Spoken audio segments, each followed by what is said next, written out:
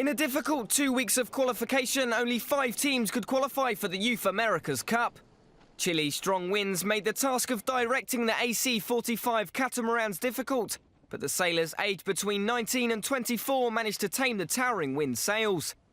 Australia's Objective Australia and STG NRV youth team of Germany made it through. The well-named Full Metal Jacket Racing of New Zealand, Portugal's ROFF Cascais Sailing Team and the Swiss sailors on Team Tilt will all return as well. The 5 teams join 7 other that have already qualified because they have been given the backing of an official America's Cup World Series team. But there was disappointment for the other teams involved in the qualification process. Team Austria, the Danish Youth Vikings, South Africa, the Arge Youth Team of Argentina, Team Italy and Great Britain's Youth Challenge all missed out on an invitation back. The race will return to San Francisco on the 1st of September 2013.